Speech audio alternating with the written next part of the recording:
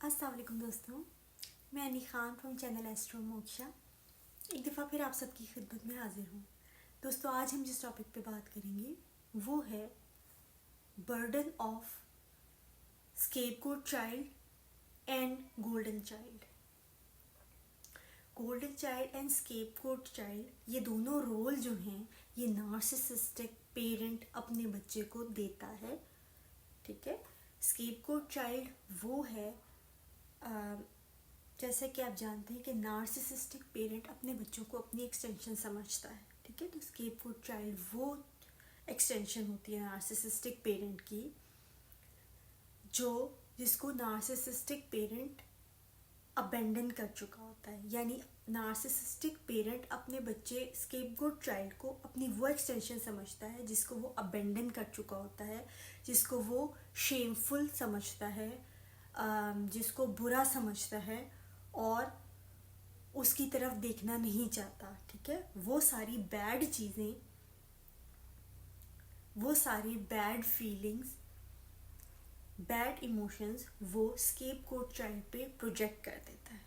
ठीक है, और golden child, narcissistic parent golden child को अपनी वो एक्सटेंशन समझता है जिसे वो फेक पर्सोना जो नार्सिसिस्टिक पेरेंट ने अपने माइंड में अपना बनाया हुआ होता है, या जैसे चाहता है कि लोग उसको प्रेज करें और उसको एक पेडिस्टल पे बिठाएं और उसको एक तरह से पूजें, तो वो प्रोजेक्शन पूरी की पूरी वो गोल्डन चाइल्ड की तरफ देता है ताकि उसको भी उसी तरह के लोग उसकी खिदमत करें, उसको ऊंचा बना के रखें, उसकी तारीफ करें, और ये सारी प्रोजेक्शन वो गोल्डन चाइल्ड की तरफ रखता है। ठीक है, अब जो हमारा टॉपिक है वो ये है कि ये दोनों बच्चे, गोल्डन चाइल्ड भी और स्केपगोट चाइल्ड भी, दोनों बच्चे जो हैं ये बहुत बड़े बर्डन के नीचे होते हैं।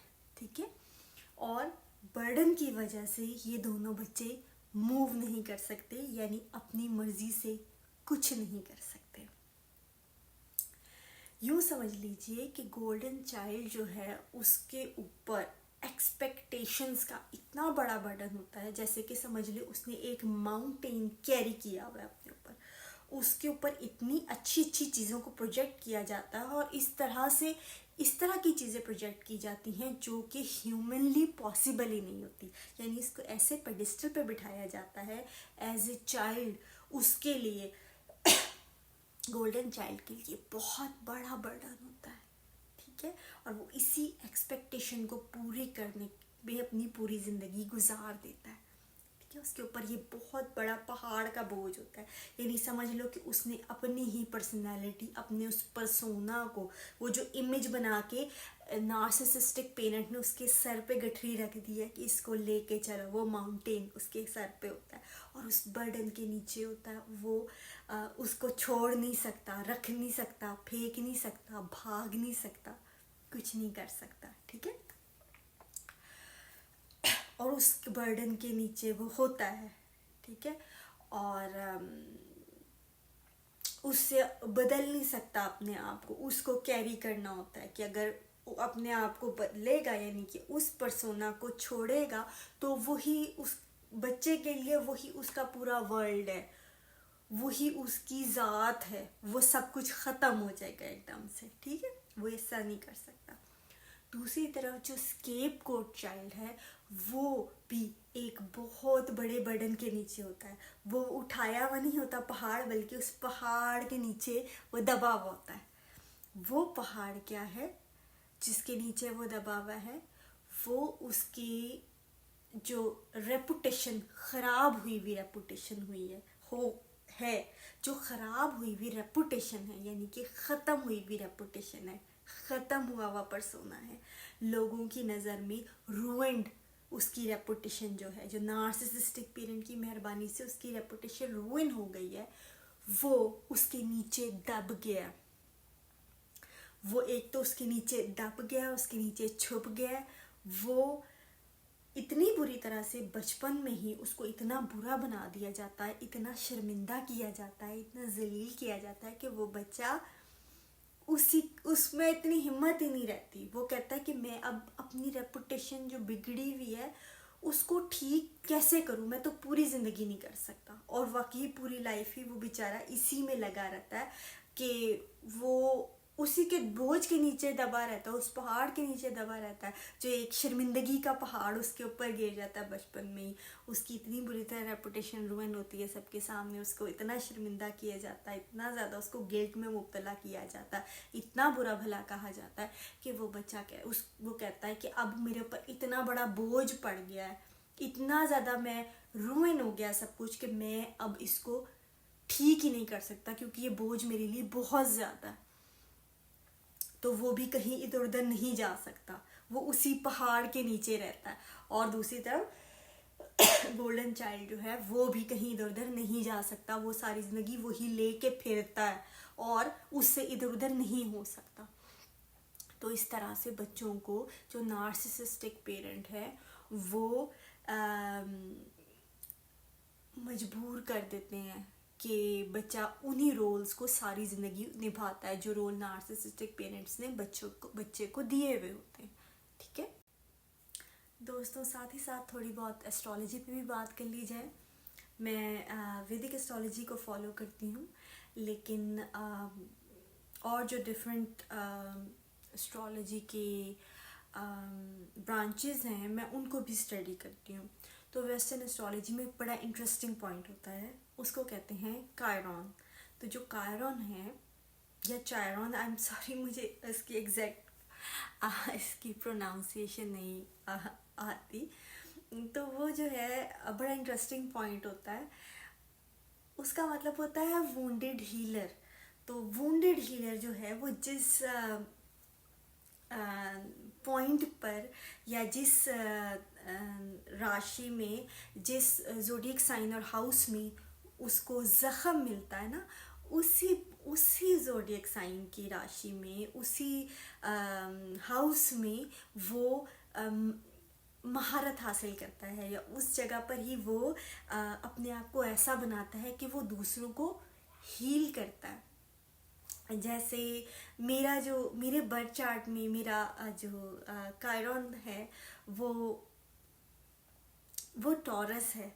तो टॉरस हमारी स्पीच है, और मेरा फॉर सम रीज़न बचपन से कुछ इस तरह का मसला था कि मुझे सब स्माइलर कहते थे कि ऑल द टाइम मैं स्माइल करती थी। यहाँ तक तो बात ठीक है, लेकिन अगर मुझे कुछ खाने का दिल करता था, कोई चीज़ अच्छी लगती थी, कोई बात बुरी लगती थी, तो मैं वो बोल नहीं सकती थी। टॉरस जो है वो हमारे ये है, वोकल कॉर्ड्स हैं, हमारी स्पीच है, ठीक है। तो मैं बोलती नहीं थी, और वहाँ पर कहीं ना कहीं मुझे ऐसा लगता है कि शायद अल्लाह मुझे इस काबिल बनाए आने वाले वक्त में कि मैं अपनी स्पीच से ही लोगों को हील कर सकूं। तो ये कितनी इंटरेस्टिंग बात होती है। कायरॉन जो है वुंडेड हीलर, कितना इंटरेस्टिंग पॉइंट है। तो मार्च में जो कायरॉन है वो एरीज में जा रहा है, ठीक है। एरीज क्या है? हमारी सेल्फ है, सेंस ऑफ सेल्फ है, इनिशिएटिव पावर है। जो हम इनिशिएट करते हैं कोई नई चीज़, वो उसकी पावर है, ठीक है ना। हमारे जो हम कहते हैं ना कि मैं, माई सेल्फ, मी, वो एरीज है, ठीक है। जैसे उसके ऑपोजिट लिब्रा है ना, वो है तुम, यू। तो एरीज जो है वो हमारी सेल्फ है, ठीक है। तो वहाँ पर कायरॉन आ रहा है। अब आप लोग देखें कि आपके चार्ट में एरीज कहाँ पर है। जैसे कैंसर असेंडेंट होने के नाते मेरा एरीज आ रहा है 10th हाउस में।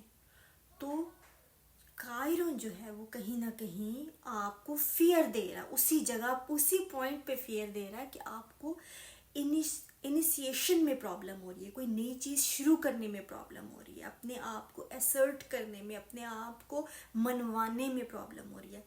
किस एरिया में हो रही है? जैसे कि मैंने बताया कैंसर असेंडेंट के लिए 10th हाउस बनता है, तो 10th हाउस यानी कि करियर में, मेरा पब्लिक इमेज में, ठीक है।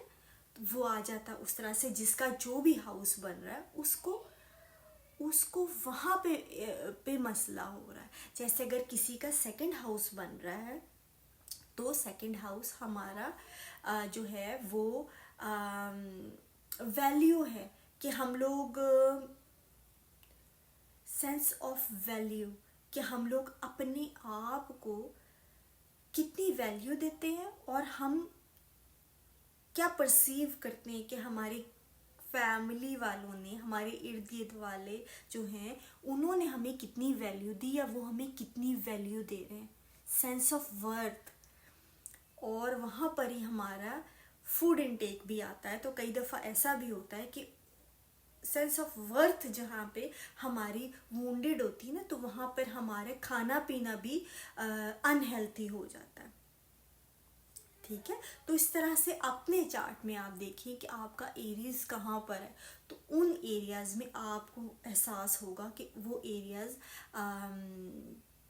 आपके इस वक्त तवज्जो तलब है। आपके जो है वहाँ पर गौर करें कि वहाँ पर क्या ज़रूरत है आपके, कितने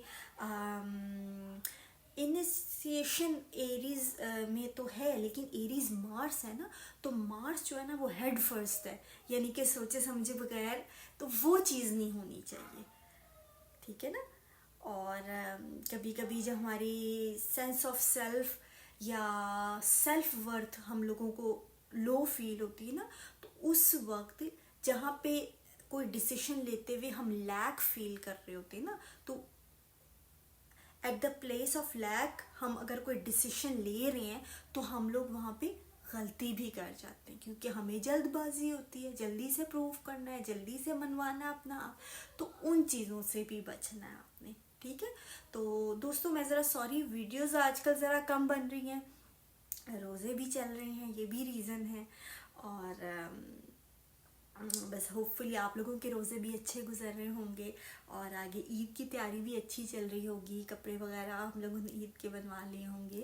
तो चलिए ठीक है दोस्तों, नेक्स्ट इंशाल्लाह किसी टॉपिक के साथ आपकी खिदमत में हाजिर होंगी। अल्लाह हाफिज़।